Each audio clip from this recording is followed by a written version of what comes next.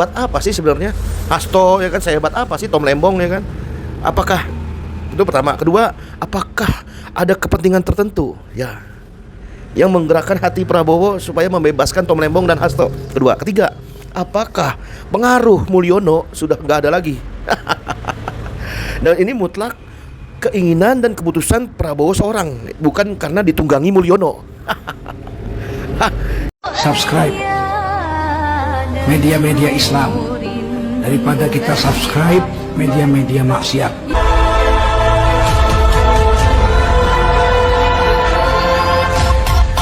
Assalamualaikum warahmatullahi wabarakatuh. Jumpa lagi saudara Abi Faisal. Hari ini Jumat saudara, 1 Agustus 2025. Bagaimana keadaan saudara? Semuanya sehat semuanya? Mulia barokah rezekinya saudara-saudara nggak pernah putus? Amin.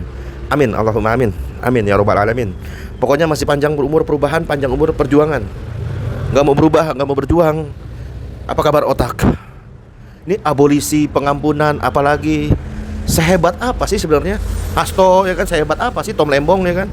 Apakah itu pertama? Kedua, apakah ada kepentingan tertentu ya yang menggerakkan hati Prabowo supaya membebaskan Tom Lembong dan Hasto? Kedua, ketiga, apakah pengaruh Mulyono sudah nggak ada lagi? Dan ini mutlak keinginan dan keputusan Prabowo seorang, bukan karena ditunggangi Mulyono. Ini ada abolisi ini saudara. Nah, menurut Supratman Andi, pejabat, salah satu pertimbangan pada dua orang ini, Tom Lembong dan Hasto, salah satunya ingin karena tidak mau adanya terjadi perpecahan dan ingin menjadi persatuan dalam rangka perayaan 17 Agustus. Menteri Hukum yang namanya Supratman ini mengungkap alasan Presiden Prabowo mengusulkan pemberian abolisi kepada Tom Lembong dan amnesti terhadap Sekjen PDIP Hasto. Usul pemberian abolisi ini, usulannya dan amnesti ini kabarnya telah diserahkan dan disetujui DPR melalui rapat konsultasi DPR dan pemerintah Kamis kemarin 31 Juli. Wacana pemberian abolisi dan amnesti ini tentu sebuah anomali saudara. Anomali, kepalanya ikan hiu, ya kan, pakai sepatu, ya kan, kakinya, ya kan. Anomali, sangat anomali.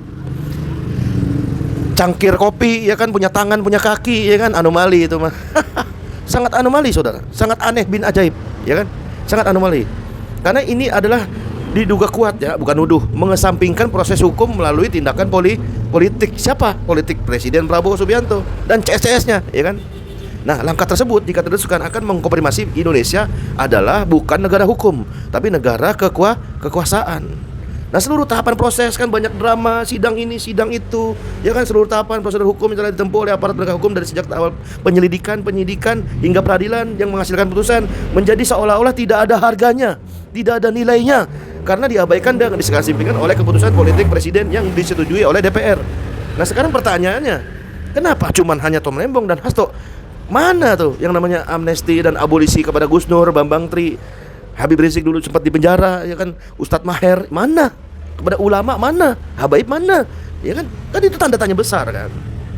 Nah, jadi hukum saat ini diduga kuat ya, bisa jadi sudah dikangkangi oleh namanya power, kekuasaan, akan makin terpuruk. Nah, esensi hukum sebagai alat penertiban untuk menjamin kepastian dan keadilan menjadi tidak ada nilainya. Karena value dan nilai daripada keadilan itu milik akal manusia, ya kan? Nggak ada nilainya. Hari ini bisa berubah, besok bisa A, besok bisa B, besok bisa C, besok bisa D.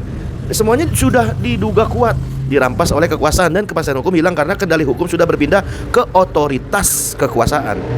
Wacana daripada abolisi dan amnesti terhadap Tom Lembong dan Hasto ini sangat menggelikan saudara, mengingat alasannya sangat mengadi-ngadi. Berdalih persatuan dalam rangka perayaan 17 Agustus adalah alasan yang tidak masuk akal, ya kan? Jika alasan ini diterima, tentu seluruh narapidana, seluruh napi yang ada di dalam penjara semuanya pada 17 Agustus pasti mereka akan nanti menuntut diberikan abolisi dan amnesti demi persatuan perayaan kemerdekaan. Bukankah ini logika yang sangat preketek saudara? Logika yang sangat preketek banget gitu saudara. Pret, ya kan? Kita semua harus sepakat dulu nih.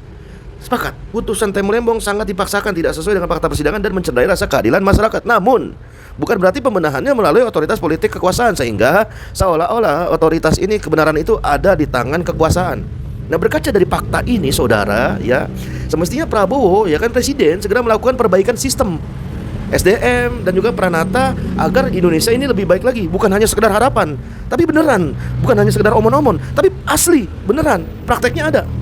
Agar penegakan hukum di kemudian hari, di masa yang akan datang, tidak berbasis kepentingan politik.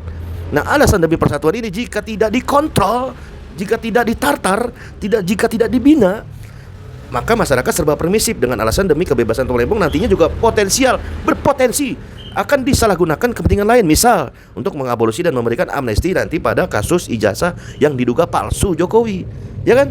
Janganlah demi dalih persatuan dan kesatuan nanti hukum bisa dikangkangi oleh kekuasaan. Janganlah, mudah-mudahan mah enggak ya, mudah-mudahan enggak, hanya wacana aja.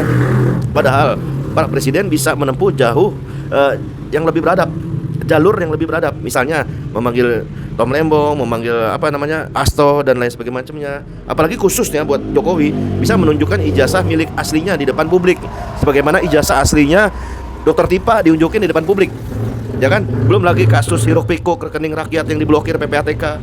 Prabowo malah harus segera memanggil kepala PPATK.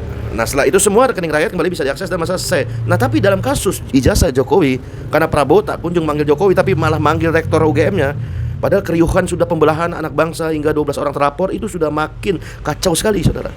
Nah, kembali ke soal amnesti dan abolisi Tom Lembong dan Pak Hasto.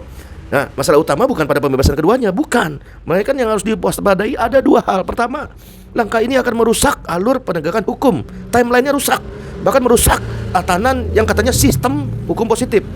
Hukum bukan menjadi panglima, melainkan kekuasaan. Pertama. Kedua, langkah ini akan menimbulkan ketidakpercayaan publik kepada hukum yang notabene dari akal buatan manusia ini, yang demokrasi ala barat Yunani kuno ini.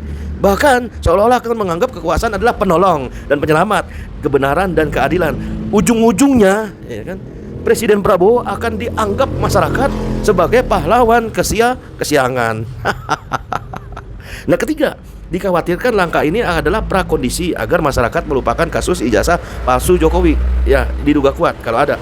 Kalau ada, silakan aja, buktiin aja. Nah, kepada Pak Presiden Prabowo Subianto, kalau udah mengaku ini negara hukum, ya tegakkan aja tuh hukum, ya kan? Jangan sampai bertolak belakang, jangan sampai bertentangan. Ngaku-ngaku negara hukum tapi anti kepada hukum. Kalau sudah nih dari sudut pandang Islamnya, kalaulah sudah sistem syariat Islam kafah ditolak, termasuk hukum buatan akal rapat-rapat anggota dewan itu juga ditolak, terus pertanyaannya, ini negara mau pakai hukum apa? Komentar di kolom komentar. Wassalamualaikum warahmatullahi wabarakatuh.